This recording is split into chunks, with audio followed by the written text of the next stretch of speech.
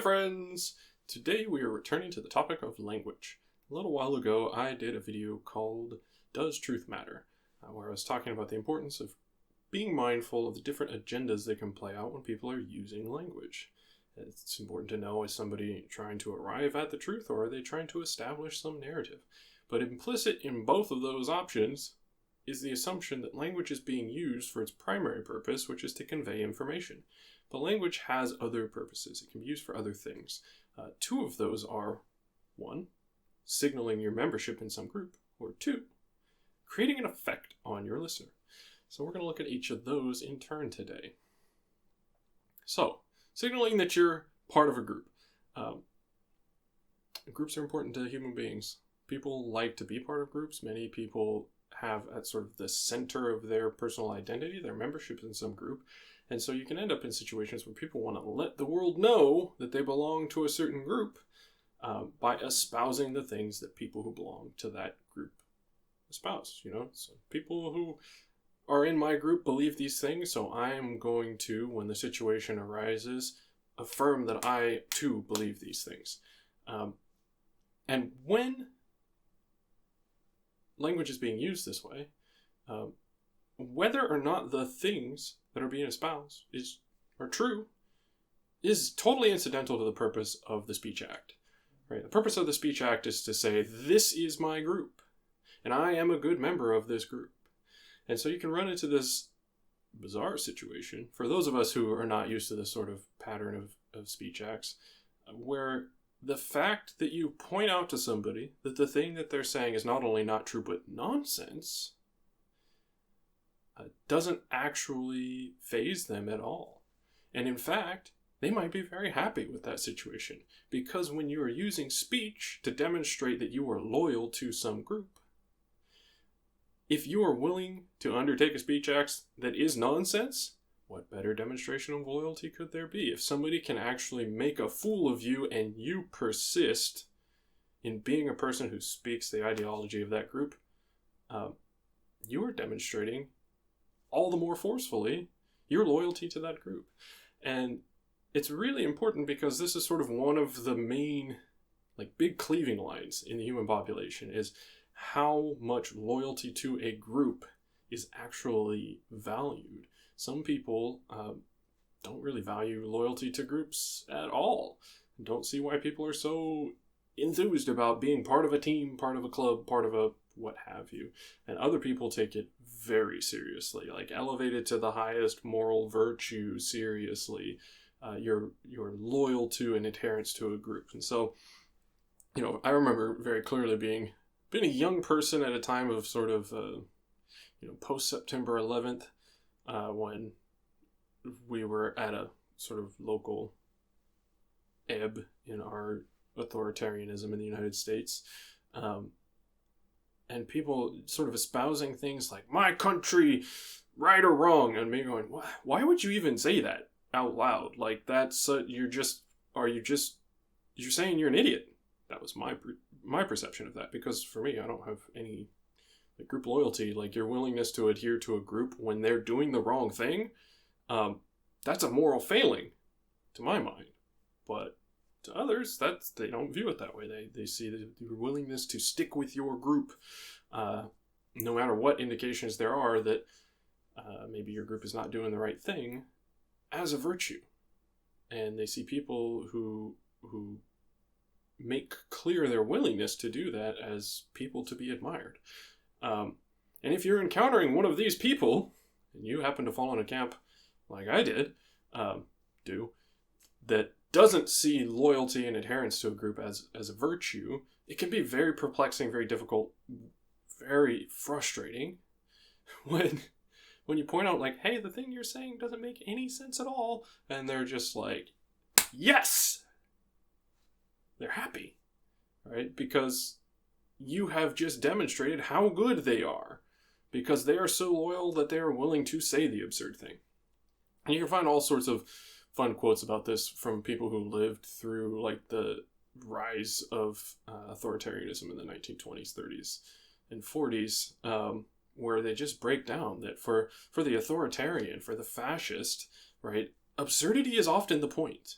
Because the more absurd thing that they are willing to speak for the party or the group or what have you, the better they are. And just being mindful of that, that if this person is signaling their membership into a group, then it doesn't matter whether what they're saying is true or false. That's not the point. Engaging with the world of facts and the universe as it is completely not what's driving this behavior. It's incidental whether they happen to be right or wrong. So, they're not telling the truth, they're not lying, they're not even engaging with facticity, they're just letting everybody know what their group is. So that's one alternative use of language that can lead to a lot of frustration if you're not mindful of it. The second that we're going to discuss today is creating an effect in the mind of the listener. So my favorite examples of this are Zen masters and internet trolls. In both cases, what they're saying and how that hooks up to the rest of the universe has nothing to do with the purpose of their saying it. So the goal is simply to create an effect of the minds of the listener. In the case of the Zen master, there's some experience that they're having of the universe, and it is not the sort of thing that language is constructed to deal with, right? Language exists to convey information about like medium-sized objects moving around in space and time at relatively modest rates. And anything that's not that is very, very difficult to speak about in natural language. That's why mathematics is so darn difficult, and that's why physics is so bloody hard and all of that. But similarly, if you're speaking about sort of the fundamental facets of subjective experience, right? What does it mean to be a conscious organism, and how can we sort of take the experience that we have and move towards an experience which is at the very least less unpleasant, but hopefully one that's quite positive. We just don't have good language for that. And in large part simply because they're very strange sorts of experiences that are shared by a very small set of human beings, and you have to have shared experience to even begin building language. But bringing somebody in to the fold generally isn't a linguistic process. So if you're dealing with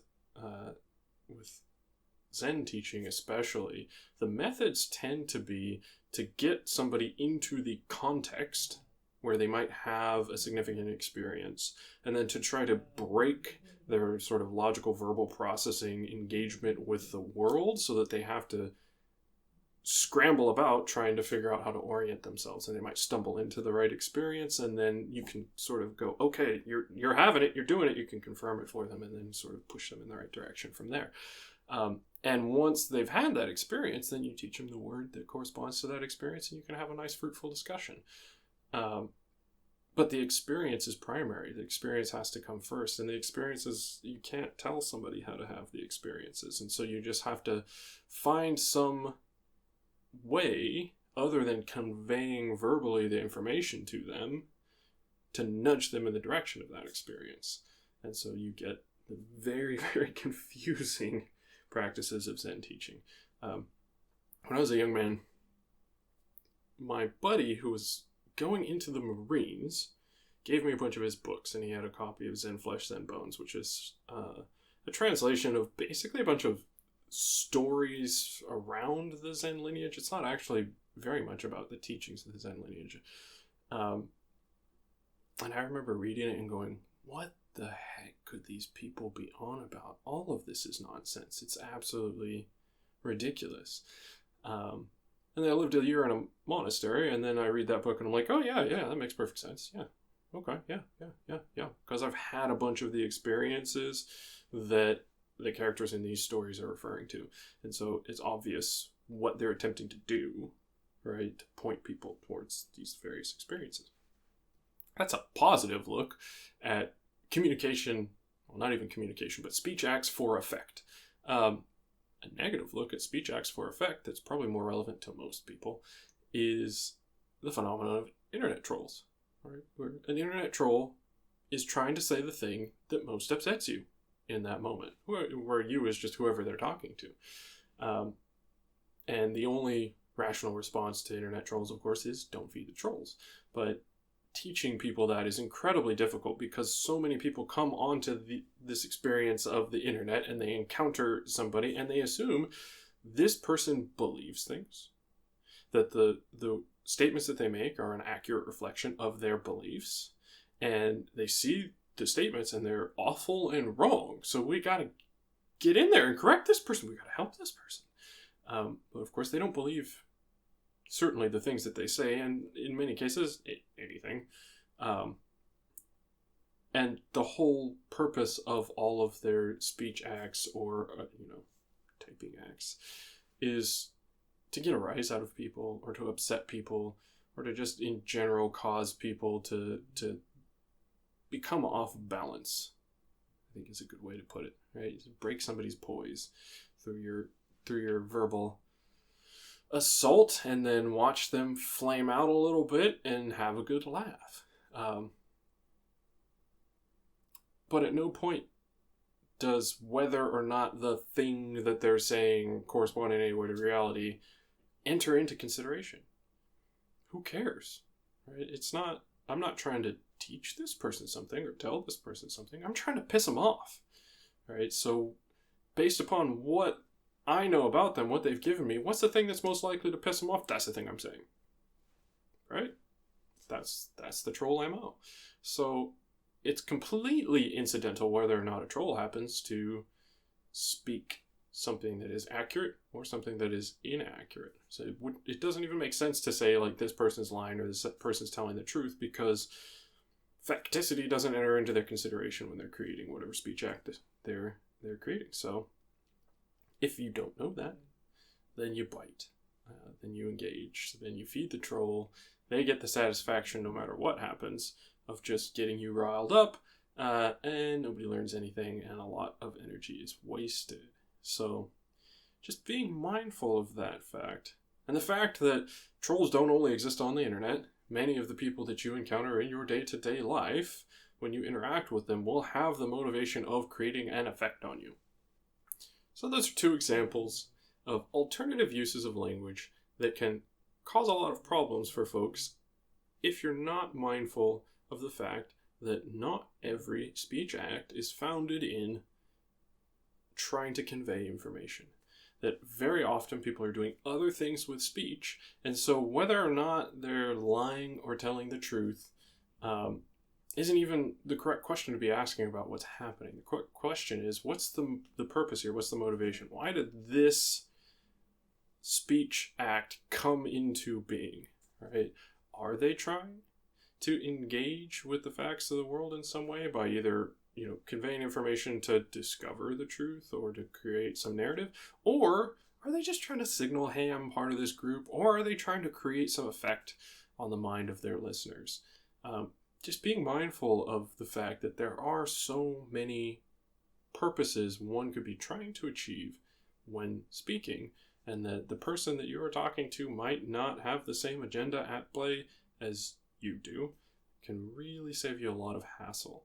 And so keeping in mind when people are just trying to say, hey, this is my group, or when people are just trying to get inside of your head and push you off balance, is essential to engaging with your fellow human beings while continuing to practice being a happy human being.